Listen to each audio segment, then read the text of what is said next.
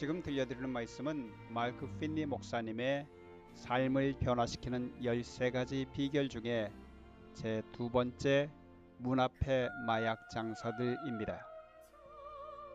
애나에게 호놀룰루는 낙원이 아니었습니다. 왜냐하면 그녀는 아주 센 마약에 중독되어 있었으니까요. 그러나 그녀는 우리를 대하시는 하나님의 용서의 정신 그리고 그분의 은혜가 우리의 삶을 변화시킬 수 있으시다는 놀라운 발견을 하고야 맙니다. 애나는 엄청난 갈등으로 목이 졸리는 듯한 기분이었습니다. 그녀가 머무르는 싸구려 아파트는 마약상들이 우글거리는 호놀룰루 중심가에 있었습니다.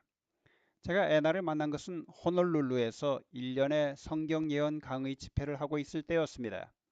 그녀는 대놓고 문을 두드리는 마약상들의 제의를 거절할 힘이 없어 보였습니다. 날마다 조금 더 사라고 하는 마약상들의 제의에 번번이 마약을 샀고 그것이 습관이 되어버렸습니다. 어느 날 강의가 끝났을 때 그녀가 제게 목사님, 저는 너무나 연약해요. 거절할 힘이 도무지 없어요. 라며 하소연했습니다. 저는 그녀에게 빌립보서 4장 13절에 내게 능력 주시는 자 안에서 내가 모든 것을 할 수 있느니라 는 하나님의 약속을 가르쳐 주었는데 그녀는 놀라운 발견을 하고 만 것입니다. 그녀의 눈은 반짝거리며 빛이 났습니다. 정말로 예수님께서 그녀를 도우신 것입니다. 정말로 그녀를 그 마약의 수렁에서 건져내는 능력을 제공해 주신 것입니다. 저의 동료 일꾼 둘이 거의 날마다 그녀를 방문했습니다. 마약으로 찌든 그 동네에 애나는 건드리지 마. 바르게 살려고 하는 애니까 라는 말이 퍼지게 되었습니다. 애나가 발견한 발견이 당신의 삶에도 놀라운 변화를 가져올 수 있습니다. 위로부터 오는 구원의 능력이 있다는 말입니다. 하나님의 능력은 당신이 사용할 수 있도록 대기 중입니다. 우주가 존재하도록 하신 창조주의 능력은 당신의 삶도 바꿀 수 있습니다. 이렇게 하면 그 능력을 받을 수 있습니다. 당신이 실패하면 대개의 경우 당신은 당신이 홀로라고 생각합니다. 당신은 당신 자신의 문제의 감옥에 갇혀서 탈출할 수 없게 되었다는 헷갈리는 개념과 모호한 생각을 하게 됩니다. 사단은 당신이 다른 사람과 다르다는 생각을 하게 만들고 싶어 합니다. 네가 가진 문제들은 너무 어려워. 어떻게 그 얽히고 설킨 습관에서 벗어나려고 해? 가로막힌 산이 너무 높아. 너무도 끔찍한 죄를 진 거라고. 이미 경계선을 넘어선 거야. 다른 사람들은 넘지 않은 선을 말이야. 라고 속삭입니다. 만약 그런 부정적이고 자아 패배적인 생각 속에 잠겨 있다면 그런 생각은 당신에게 들려주시는 하나님의 음성이 아닌 것이 분명합니다. 성경은 아주 다른 그림을 그리고 있습니다. 용서해 주시려고 안달이 나신 하나님, 당신을 죄책과 정죄에서 자유케 해주시기를 너무도 원하시는 하나님의 그림을 말입니다. 사도 바울은 말합니다. 로마서 3장 23절에 모든 사람이 죄를 범하였음에 하나님의 영광에 이르지 못하더니 우리 모두는 죄를 지었습니다. 우리 모두는 하나님의 영광에 이르지 못했습니다. 우리 모두는 용서와 성령님의 깨끗게 하시는 능력을 필요로 합니다. 그리스도인들은 구세주를 필요로 합니다. 우리에겐 우리가 아직 죄 가운데 있는 동안 우리 죄로부터 우리를 구속해 주실 구세주를 필요로 합니다. 당신이 어떤 자격을 갖추기까지 기다리다가 하나님께 오려고 한다면 그날은 절대 오지 않을 것입니다. 사단이 그것을 잘 알고 있습니다. 성경은 반역을 행하고 있을지라도 하나님께서 다가오시는 모습을 말합니다. 이스라엘 백성들에 대해 느헤미야는 느헤미야 9장 17절에 이렇게 말합니다. 저희와 우리 열조가 거역하며 주께서 저희 가운데 행하신 기사를 생각지 아니하고 목을 굳게 하며 패역하여 스스로 한 두목을 세우고 종되었던 땅으로 돌아가고자 하였사오나 오직 주는 사유하시는 하나님이시라 은혜로우시며 긍휼히 여기시며 더디 노하시며 인자가 풍부하심으로 저희를 버리지 아니하셨나이다. 하나님께서는 이스라엘 백성들을 애굽의 노예된 상태에서 빼어내어 인도하셨습니다. 일주일에 6일간 하늘로부터 만나를 내리셔서 그들을 먹이셨고 밤에는 불기둥, 낮에는 구름기둥으로 그들의 길을 인도하셨습니다. 그런데 그들의 반응은 어땠습니까? 그들은 금송아지를 만들어 그 금송아지에게 절을 했습니다. 믿지 못할 정도의 배은망덕 아닙니까? 그 같은 모욕적인 행동에 여러분은 어떻게 반응할 것 같습니까? 자기들을 도우려 최선의 노력을 기울인 여러분의 호의를 경멸한 자들에게 화가 나서 모두 후려치고 싶은 생각이 나지 않았겠습니까? 아마 적어도 그런 자들에게서 마음을 돌리지 않았겠습니까? 그러나 성경은 하나님께서 이스라엘 백성들을 그렇게 대하지 않으셨다고 말합니다. 그들이 하나님을 거절하여 반역하고 있을 때라도 하나님께서는 그들을 용서하시기 위해 기다리셨다고 느헤미야는 말합니다. 그분은 은혜로우시며 긍휼히 여기시며 더디 노하시며 인자가 풍부하신 분이라고 말합니다. 그들이 죄를 짓고 있는 동안에도 그분은 그들을 버리지 않으셨습니다. 잠시 이 놀라운 진리가 지닌 충격적 사실이 여러분 마음에 깊이 새겨지기를 바랍니다. 하나님의 모습이 당신이 그분을 가장 필요로 할 때에 당신을 내치는 분의 모습으로 떠오른다면 그런 모습은 성경에서부터 온 것이 아닙니다. 그야말로 하나님의 풍성을 완전히 비틀어 놓은 참극입니다. 성경은 당신이 연약하고 쓰러지며 반역할 때일지라도 당신 곁에 서 계실 하나님으로 그분을 묘사합니다. 느헤미야는 하나님께서는 당신이 죄를 짓고 있을 때일지라도 친절과 자비를 보이시고 끊임없이 당신을 인도하는 분이시라고 말합니다. 무척 중요한 사실입니다. 여러분이 무언가를 먼저 할 필요가 없습니다. 먼저 움직이시는 분은 하나님이십니다. 그분이 먼저 화해하자고 하시는 분이십니다. 그 화해하자는 제의에 응해야 하는 것이 여러분의 몫입니다. 하나님께서는 여러분에게 선택의 자유를 주시고 여러분이 어떤 선택을 하건 간에 여러분을 계속 사랑하십니다. 그러나 용서받기 위해 여러분이 해야 할 필수적인 행위는 그저 단순하게 그 용서를 구하는 것입니다. 여러분이 무언가 잘못했다는 것을 인정하고 용서해달라고 구하면 되는 것입니다. 요한일서 1장 9절에 만일 우리가 우리 죄를 자백하면 저는 미쁘시고 의로우사 우리 죄를 사하시며 모든 불의에서 우리를 깨끗게 하실 것이요라고 했습니다. 용서란 죄를 극복함으로 얻는 무엇이 아니라 죄를 자백함으로 받는 것입니다. 용서란 하나님께 잘못을 저지른 사람들에게 베푸시는 하나님의 사랑이 풍성하고 자비로우신 태도이십니다. 용서는 바로 하나님의 품성의 한 모습입니다. 여러분들이 여러분의 죄를 자백한다고 하나님의 용서를 얻는 것이 아니라 자백하면 받는 것이 용서입니다. 물론 잘못한 것을 인정하고 자백한다는 것이 어려울 수 있습니다. 그러나 자백함으로 받게 되는 하늘 아버지의 사유하심, 자백, 용서, 곤란함과 죄책감이 눈 녹듯 녹아버림, 깨끗게 됨의 시작 등 얼마나 엄청난 것들을 받게 되는 것인지요. 저는 하나님의 용서하시는 방법을 묘사한 비유를 좋아합니다. 이사야서 44장 22절에 내가 내 허물을 빽빽한 구름에 사라짐같이 내 죄를 안개의 사라짐같이 도말하였으니 너는 내게로 돌아오라. 내가 너를 구속하였음이니라. 구름은 굉장한 장벽입니다. 어떤 때 구름은 햇빛을 가려버립니다. 죄책감이 하나님의 모습을 막아버릴 수 있고 그분의 형상을 파괴해 버립니다. 그러나 죄책감에 짓눌려 있을 필요가 없습니다. 하나님께서 빽빽한 구름의 사라짐같이 여러분의 죄들을 도말하셨습니다. 여러분의 죄악을 영원히 사라지게 하셨습니다. 이 성경절 마지막 부분도 너무 고무적입니다. 그분이 여러분의 죄를 도말하신 후에 여러분에게 돌아오라고 청하십니다. 다시 한번 말씀드리겠습니다. 그분께 돌아오는 것이 용서받는 전제 조건이 아니란 말입니다. 이 성경절은 사랑이 풍성하신 한 아빠가 잘못한 딸을 부르시는 그림을 떠오르게 합니다. 딸 아이가 해서는 안 될 어떤 짓을 했습니다. 딸 아이는 겁이 나서 어딘가 컴컴한 곳에 숨어 있습니다. 아빠가 그녀를 찾으며 크게 말합니다. 괜찮아. 아빠가 다 용서했어. 네가 한 잘못 때문에 멀리 갈 생각은 하지 마라. 집으로 와. 아빠는 널 변함없이 사랑하니까.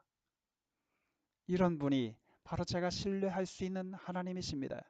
이런 분이 제가 가까이 다가갈 수 있는 하나님이십니다. 이런 분이 제가 영원을 함께 보내고 싶어하는 하나님이십니다. 하나님께서는 용서하실 준비를 하고 기다려 서 계십니다. 여러분이 자백하면 무조건 용서해 주십니다. 빽빽한 구름의 사라짐같이 여러분의 죄들을 도말하실 뿐만 아니라 한 단계 더 나가십니다. 여러분이 한 짓을 잊어버리십니다. 전혀 죄를 짓지 않은 것처럼 다 잊으십니다. 히브리서 8장 12절은 말합니다. 내가 저희 불의를 긍휼히 여기고 저희 죄와 저희 법 없이 행한 짓들을 다시는 기억하지 아니하리라 하셨느니라. 놀랍지 않습니까? 전능하시고 모든 것을 다 아시는 전지하신 하나님께서 실제로 잊어버릴 수 있으시다는 것이 말입니다. 그분이 완벽하게 하실 수 있는 것들 중에 그분이 할 수 없으신 한 가지로 인해 감사드리는 것은 제가 그분께 자백한 후에 제가 범한 잘못들을 기억하지 못하신다는 것입니다. 그것은 여러분이나 제가 가끔 우리 자신을 위해서 할 수 있는 것보다 더한 것입니다. 용서하시고 잊어버리신다는 말입니다. 가끔 여러분은 마음이 불안함을 느낍니다. 여러분이 지은 죄들을 거듭 떠올려 봅니다. 어떻게 하나님께서 여러분을 용서하시고 사랑하기까지 하며 심지어 구속하기까지 하시는지 걱정도 하고 의아해하기도 합니다. 그러나 그분은 할 수 있으십니다. 하나님께서는 하나님의 일을 하시기에 내버려 두십시오. 여러분이 해야 할 일은 용서를 구하고 하나님께서 용서해 주신 것을 믿고 그분의 팔에 안겨 쉬는 것입니다. 용서란 바로 하나님의 존재 속에 깊이 뿌리 박혀 있는 그분의 품성이십니다. 다윗은 시편 32편 1절에 허물의 사함을 얻고 그 죄의 가리움을 받은 자는 복이 있도다 라고 말합니다. 복이 있도다 라는 말의 히브리어를 번역하면 행복하다, 아주 행복하다 라는 뜻입니다. 용서받은 사람은 행복한 사람입니다. 어깨에서 큰 짐이 사라진 사람입니다. 완전히 새롭게 되어서 다시 시작할 기회가 부여된 사람입니다. 그 느낌이 얼마나 좋을지 상상해 보십시오. 여러분이 여러분의 죄들에 대한 하나님의 용서하심을 받아들인 후에 여러분에게 잘못한 이들을 용서해야만 한다고 성경은 말합니다. 에베소서 4장 32절에 서로 인자하게 하며 불쌍히 여기며 서로 용서하기를 하나님이 그리스도 안에서 너희를 용서하심과 같이 하라. 여러분에게 잘못을 저지른 사람들의 목록을 늘 기억하고 있는 것은 무척 큰 짐이 될 수 있습니다. 사도 바울은 여러분에게 호소합니다. 아니 명령합니다. 다른 사람을 불쌍히 여기며 용서하라고 말입니다. 여러분에게 잘못한 사람들의 잘못을 빼놓지 않고 기억하는 일을 멈추라고 촉구합니다. 쓴 뿌리와 복수하는 태도는 파괴적입니다. 복수할 계획을 세우기보다는 누군가에게 부드럽게 대할 계획을 세우는 것이 더 재미있는 것 아닐까요? 사도 바울은 과학자들이 정신과 몸의 건강이 실제로 얼마나 밀접하게 연관되어 있는지를 밝혀내기 전에 이 권면을 주셨습니다. 하나님께서는 여러분이 여러분에게 잘못을 범한 사람의 유익뿐만이 아니라 여러분 자신의 유익을 위해서도 용서하는 사람이 되라고 명하십니다.